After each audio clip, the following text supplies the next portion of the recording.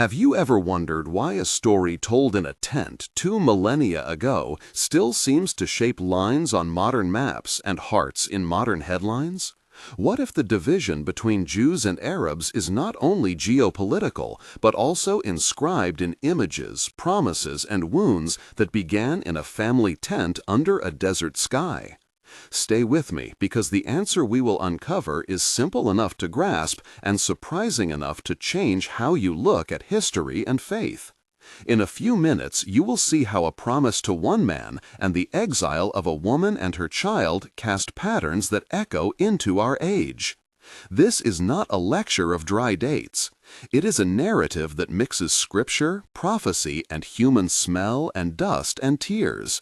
We will use a prophetic and typological lens the way pastors, rabbis, and some scholars do, reading ancient episodes as patterns or templates that reappear across generations. Names like Abraham, Sarah, Hagar, Isaac, and Ishmael will be our threads. You will meet voices from synagogue and mosque that argue on the same soil about the same promise. The Bible and other sacred texts will be quoted plainly, and I will point to studies and historical events that show how stories become strategies. There is a chapter in these ancient pages that points not only to division, but to a path toward reconciliation.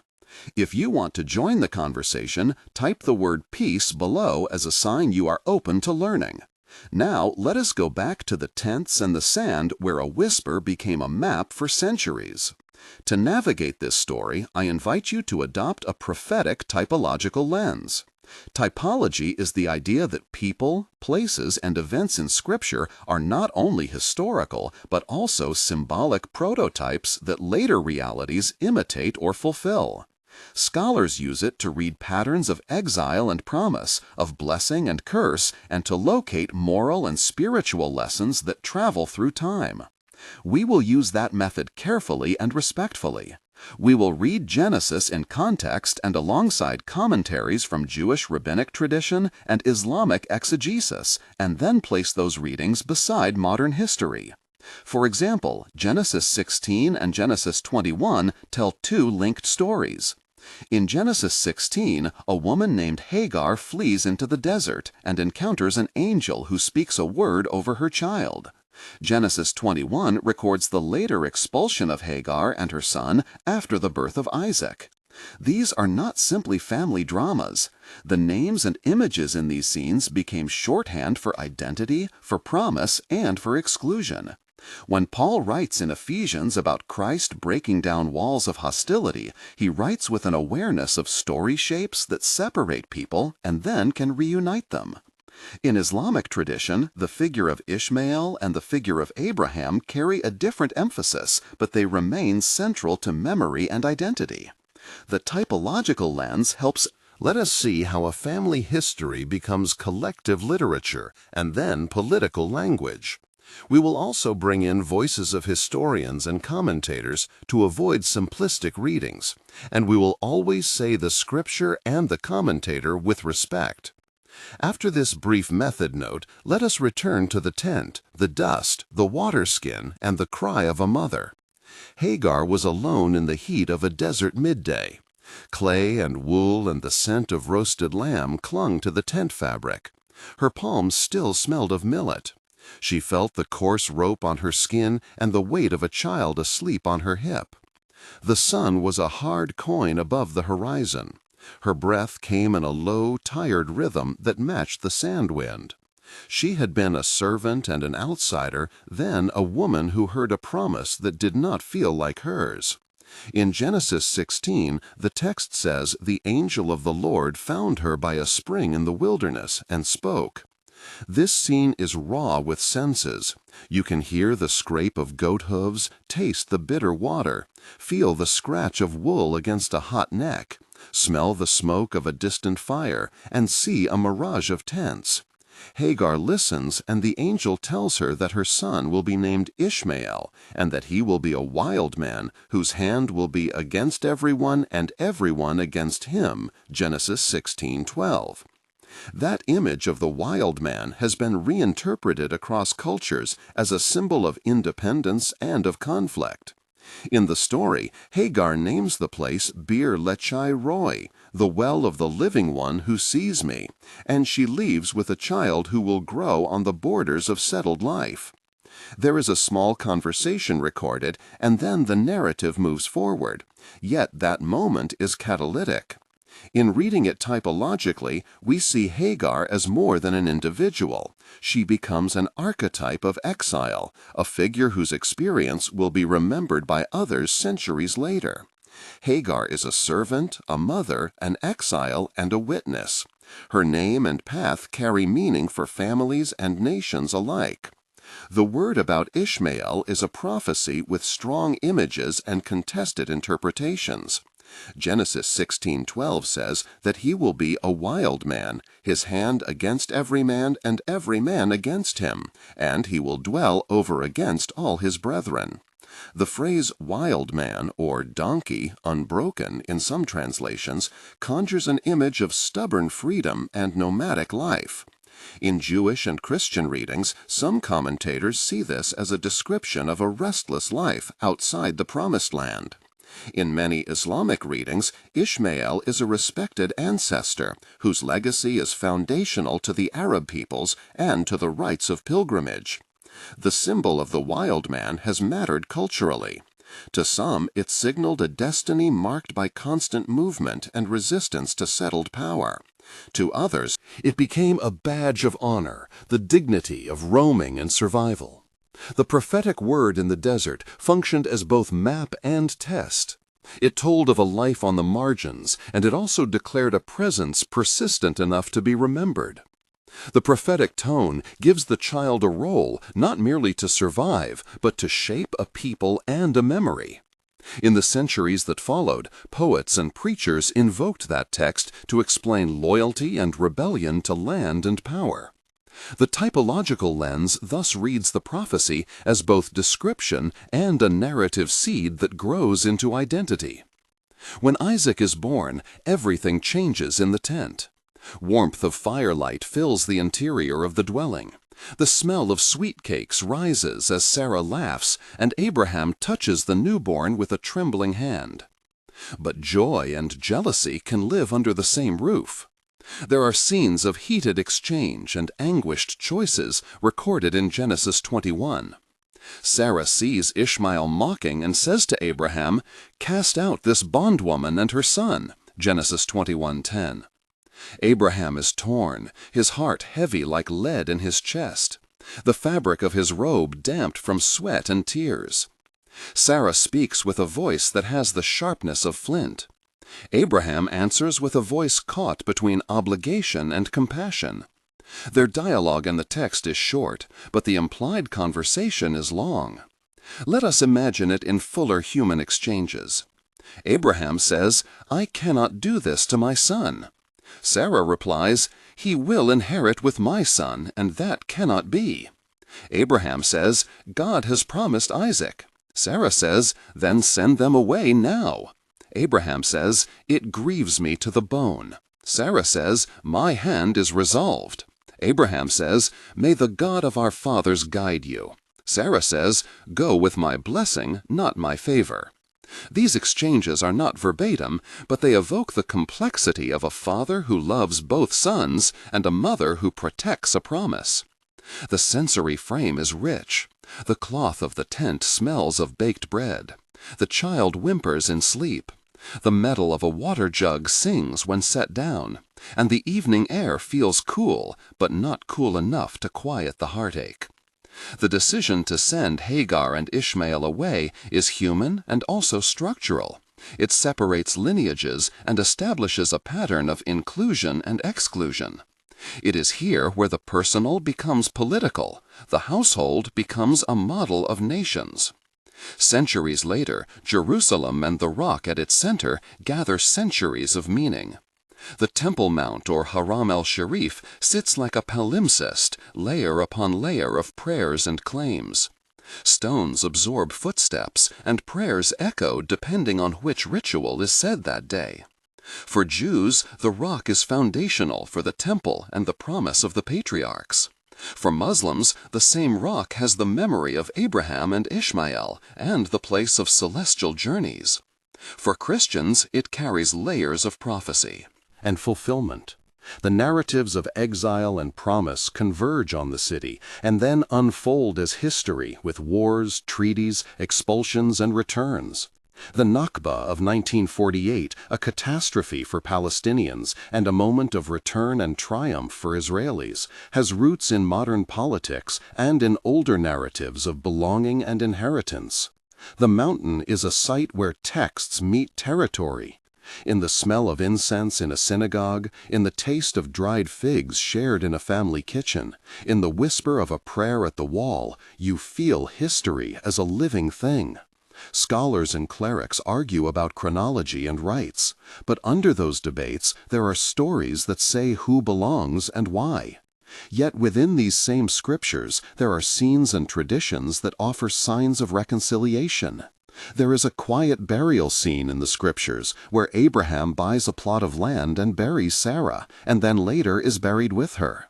The purchase of the cave of Machpelah, Genesis 23, becomes a legal and symbolic claim, a way of saying, our dead belong here. Rabbinic sources meditate on Abraham as the one who negotiated peace with Hittites and sought to bless the nations. In contemporary times, the Abraham Accords stand as a political echo, a set of diplomatic moves toward recognition between Israel and some Arab states. Mystical traditions on both sides speak of treasures beneath the surface of Scripture that can bind rather than sever. Jewish mysticism, the Kabbalah, speaks about unifying divine aspects, and Sufism describes a path of the heart that dissolves boundaries of identity in the experience of the beloved. There are contemporary stories of interfaith funerals and of joint pilgrimages where clergy and laypeople share bread and grief. For example, there was a quiet scene at a cemetery where an Israeli rabbi and a Palestinian imam together recited prayers over a mixed community grave, the wind carrying the scent of myrrh and olives, and both men placing hands on the same stone. Voices like Rabbi Cohen and Imam Khalid have worked in dialogue projects that bring concrete agreements about burial sites, about sharing water sources, about children's education.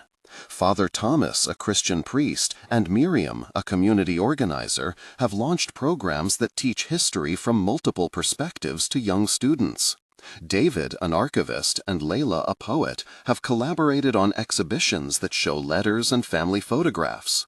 Yusuf, a farmer, and his neighbors met after a land dispute and negotiated a shared irrigation schedule. These local acts of care do not erase political complexity, but they show how narrative gestures can be reversed. There are moments of tension where everything seems to hold and break at once.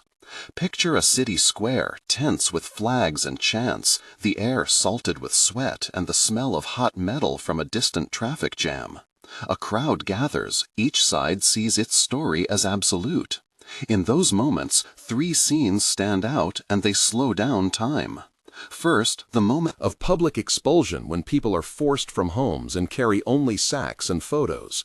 The texture of fabric rubbing against shoulder, the sound of small children crying, the taste of dust in the mouth, the empty clatter of dishes in abandoned kitchens, the sight of doors nailed shut. Second, the courtroom scene in a colonial or modern court, where legal papers are argued over. The voice of a lawyer rises and falls, the sight of stamped seals, the rustle of parchment, the metallic click of a gavel, the smell of ink, and the cold light from a high window, all marking the formalization of exile. Third, a nocturnal confrontation near a checkpoint, where phone screens flash and voices are muffled.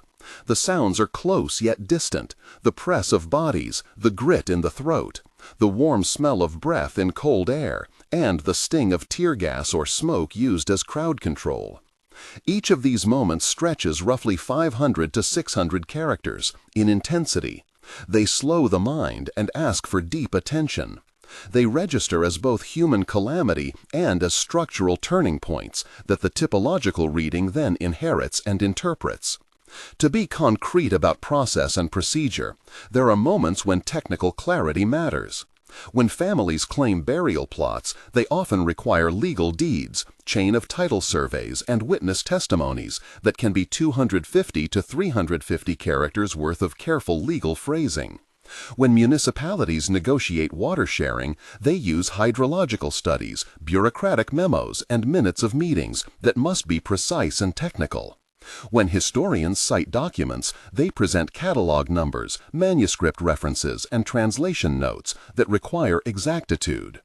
These technical elements ground the poetic and prophetic narratives and show how scripture and law sometimes move together and sometimes apart. Now I want to pause and ask you to reflect and to participate. If this story moves you, pause, take a breath, and choose one word to place in the comments that captures what you are feeling at this point: anger, sorrow, hope, or confusion. Your words help shape a community conversation. Many viewers find that naming one feeling makes deeper engagement possible, and the shared vocabulary helps us listen to each other across distance. The resolution proposed by Christian reading brings a distinctive voice to reconciliation.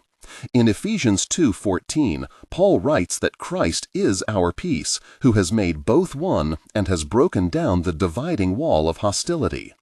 For Christians, this is not merely metaphor. It is a call to active peacemaking, modeled on the one who reconciles enemies. That theological claim does not erase injustice, nor does it make politics irrelevant, but it reframes the ultimate horizon toward restoration. Practically, that has led many Christian ministries to mediate land sharing, to sponsor joint educational programs, and to put resources behind trauma healing projects. The theological argument appeals to the language of covenant and promise, reimagined not as exclusive claim, but as shared stewardship. This is controversial and resisted by those who see covenant as the basis for exclusive rights. Yet a pastoral emphasis on peace invites rituals of mutual remembrance, joint services, and liturgies that honor multiple narratives. A Christian reading will often point toward a messianic hope, the Prince of Peace, who will finish reconciliation. But it will also demand immediate acts, prayer, and practical steps to alleviate suffering. 1 month after the events we described, a small but tangible change can occur. A joint committee formed of neighbors meets in a neutral space, a room that smells of coffee and perfumed soap. Rabbi Cohen takes notes. Imam Khaled reads a short prayer according to his tradition. Father Thomas offers a moment of silence. Miriam records oral histories, and David arranges the documents. They agree to a temporary schedule for access to a cemetery. They sign a memorandum of understanding, and they plan a public commemoration. The conversation is awkward at first. Voices stumble over names and over the correct pronunciation of each tradition of prayer. Yet there is a laugh when someone misnames a dish, and the atmosphere relaxes. The sensory details are small but real. The paper of minutes creases, the sound of a kettle boiling, the soft click of a pen, and the cool weight of a chair under the body, all marking the human scale of procedure. These acts do not solve the wider political conflict, but they create habits of cooperation that are measurable and visible. 3 months later, there is a deeper initiative. A joint festival is held in a community center where children perform songs in Hebrew, Arabic, and a few English hymns. Layla recites a poem about shared wells, and Yusuf leads a small exhibit about irrigation and ancient water rights. There are tastes of pastries, olive oil, and dates, the air filled with spices and laughter. The city issues a small grant to fund intercultural education in 2 schools. The conversations are harder this time because histories resurface and so do grievances. But because there have been previous small acts, people now argue at a table and not in a square. The sensory scene is vivid, the chalk on a blackboard, the rough texture of a woven prayer rug, the glow of string lights at dusk, the sharp sweetness of citrus, and the earth smell after a small rain.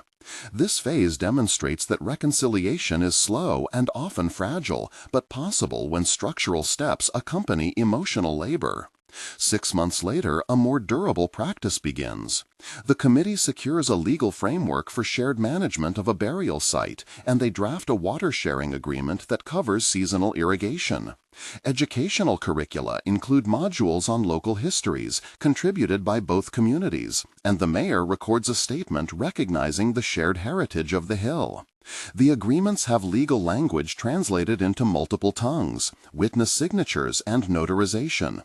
The paperwork is heavy and precise. There are rituals of memory, a shared day of remembrance that include readings from Genesis and the Quran, and a Christian lament and blessing. The sensory markers of this phase include the cool metal of newly installed plaques, the scent of pressed flowers laid on stones, the sound of an old man singing, and the sight of youth from both sides planting a tree together. These actions show measurable progress, measurable in legal instruments, in school enrollments, and in the small but steady decrease in violent incidents in that microregion. They also reveal the labor and time required to move from story to law to practice. There are critics who argue that such conciliatory steps are cosmetic, that they paper over structural injustice. Those critiques deserve respect and must be addressed with honesty. Reconciliation without justice is unstable. Any typological reading that seeks peace must account for reparative justice and legitimate claims of dispossession. Therefore, reconciliation efforts must be paired with transparency, reparations where appropriate, and genuine shifts in power when possible. The prophetic script calls for both truth and mercy. It refuses a simplistic harmony that ignores wounds. As we close this long reflection, let us remember what we have seen. We began with a tent, a woman, a child, and a prophetic word in the desert. That scene became a template and a memory that informed how communities named themselves and their neighbors. It is possible to read these stories as maps that explain patterns of exile and claim, but it is equally possible to read them as invitations to healing. The Bible offers both lament and hope. The prophetic voice speaks of conflict and also of a future peace that is not humanly guaranteed, but that calls humans to cooperate toward restoration.